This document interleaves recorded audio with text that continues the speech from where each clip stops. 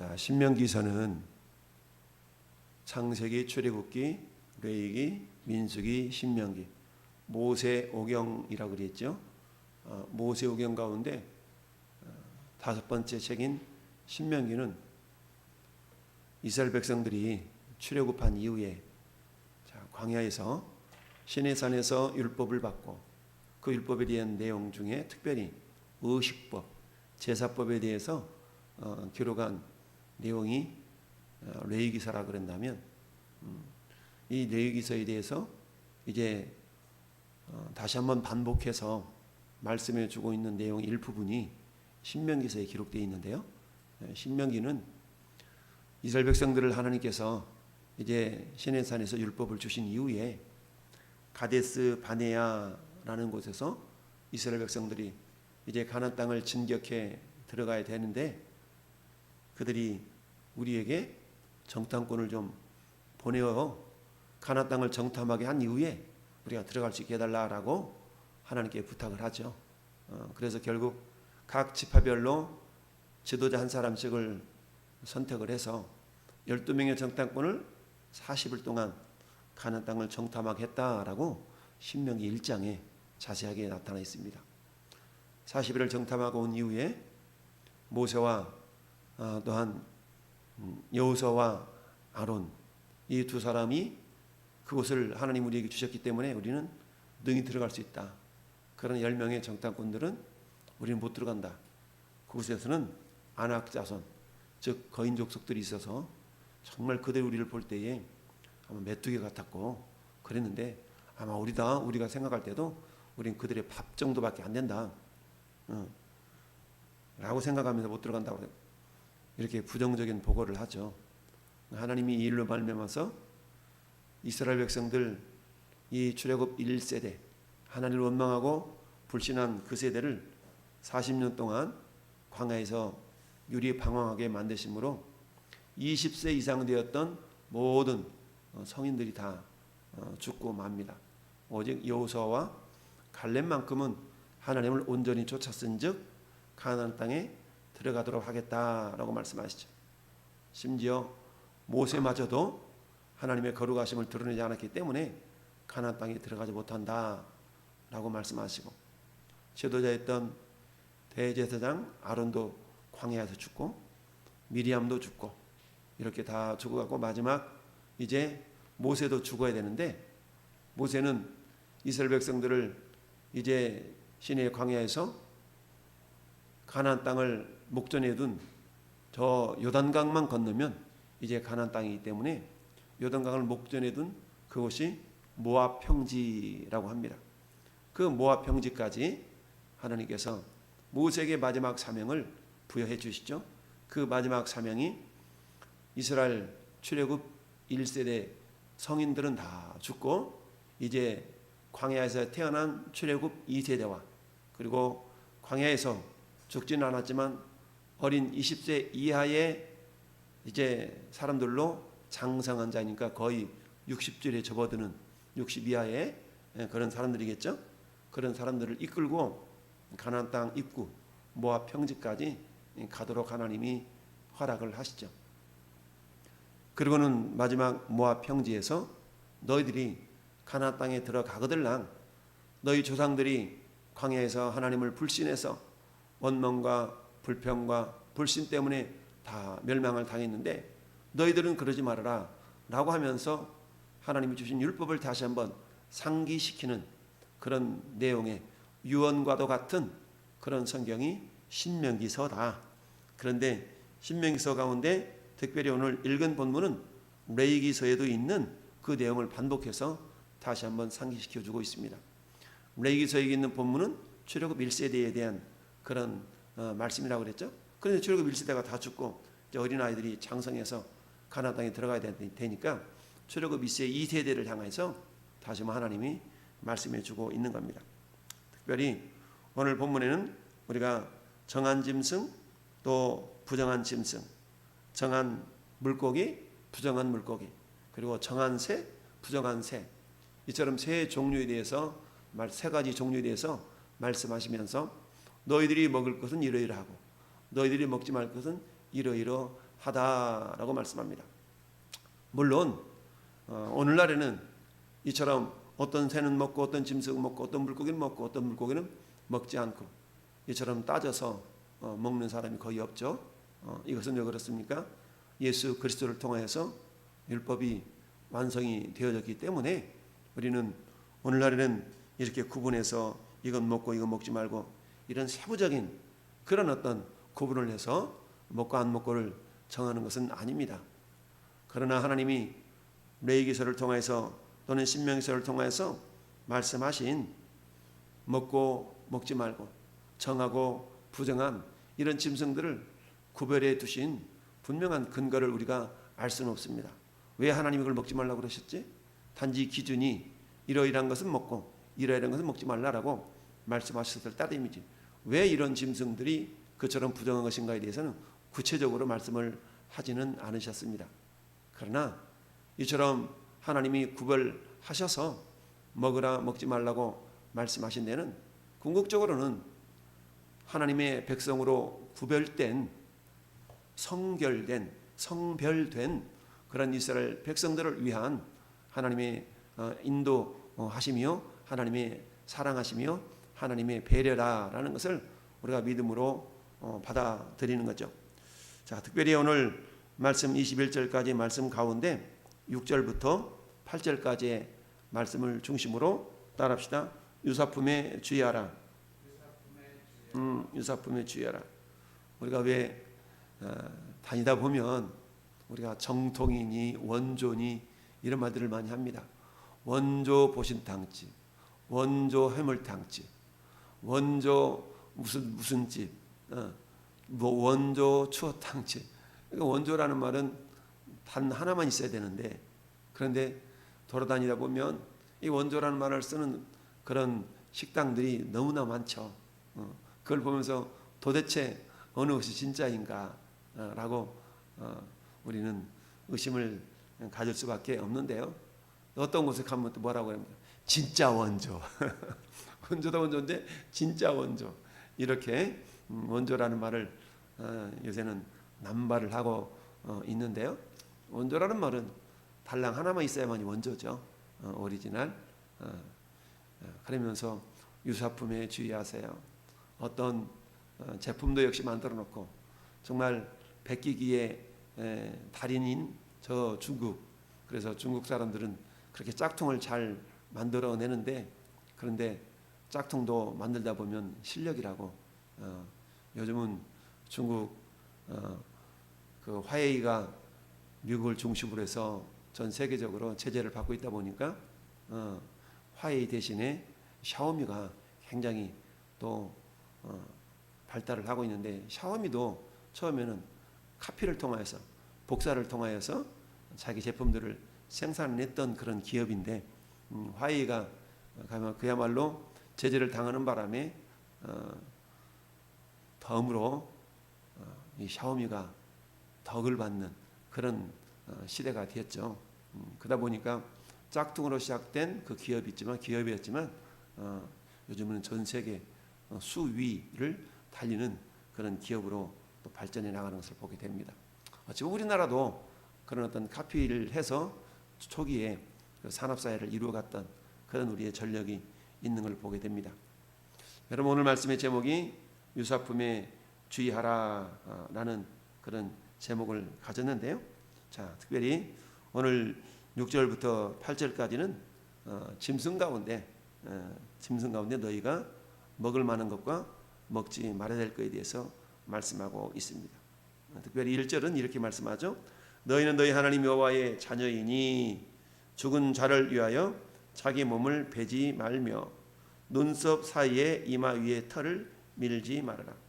왜 이렇게 말씀하셨을까? 이것은 그 당시에 이방인들의 문화였고 이방인들의 모습들이었거든요.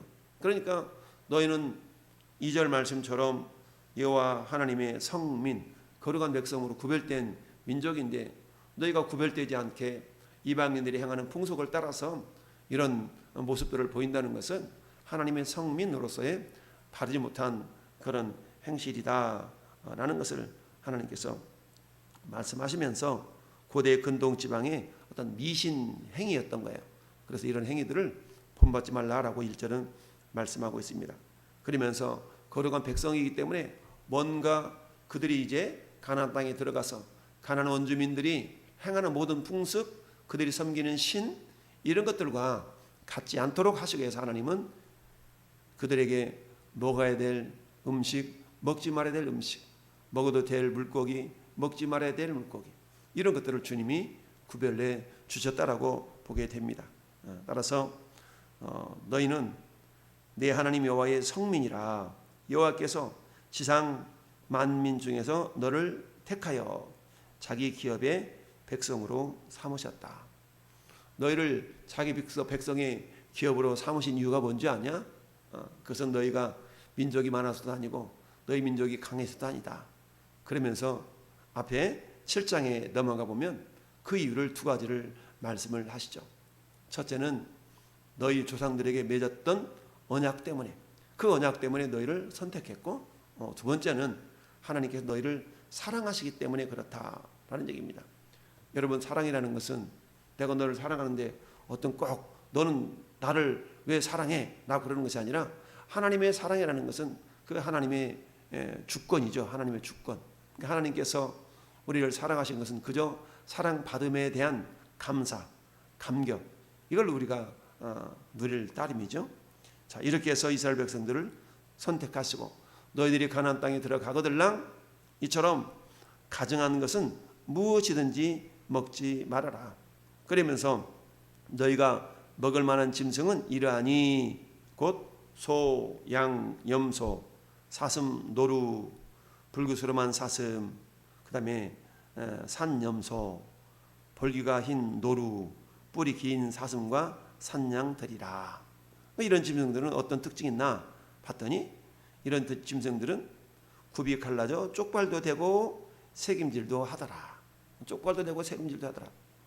그러면 쪽발도 되고 새김질도 한 짐승과 쪽발이지만 새김질을 못하거나 새김질을 하긴 하지만 쪽발이 아니거나 이런 짐승들은 먹지 말라, 부정하다라고 말씀하셨는데, 앞서 말씀드렸던 것처럼 이것이 왜 부정한가에 대한 것은 구체적으로 말씀하지 않으셨지만 우리는 하나님의 지혜로움과 하나님의 전능하심을 신뢰하고 하나님께서 하라라고 말씀하신 데는 그에 합당한 이유가 있고 하지 말라라고 말씀하신 데는 또한 거기에 합당한 이유와 까닭이 있을 것입니다.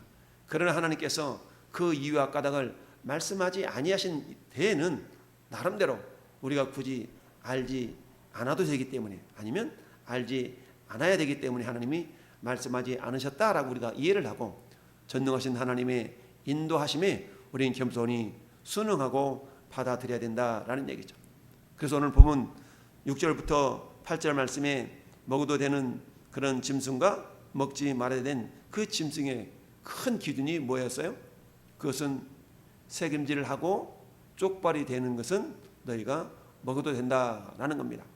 그러나 새김질은 하지만 7절 말씀에 다만 새김질을 하거나 굽이 갈라진 짐승 중에서도 너희가 먹지 못할 것은 이것이니 곧 낙타, 토끼, 사반, 이런 것들은 새김질을 하는데 굽이 갈라지지 않았으니까 너희에게 부정하다.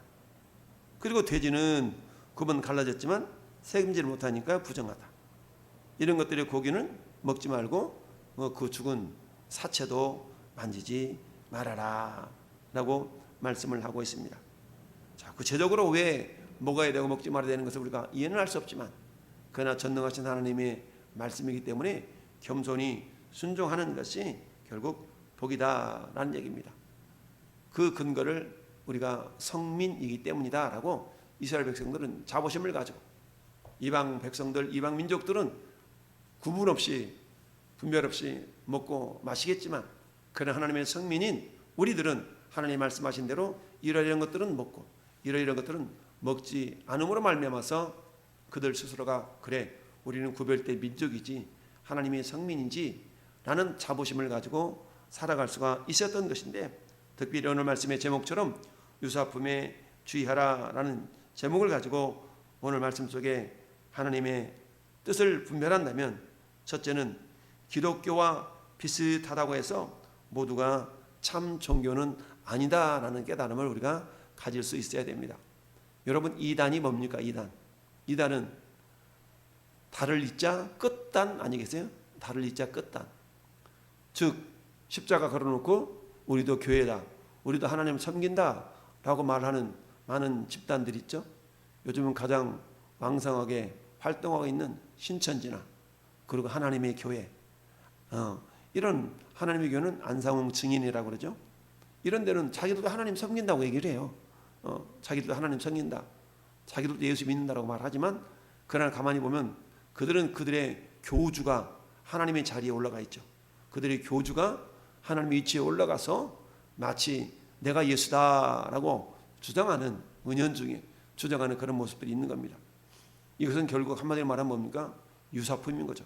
정통 기독교가 아니라 기독교를 표방한 사이비에 불과하고 이단에 불과합니다. 이단은 처음 출발은 비슷하고 같은 것 같으나 끝에 가서는 확 휘어져 가지고 끝이 다르다. 그래서 달을 이 끝단, 끝이 다르다는 얘기입니다.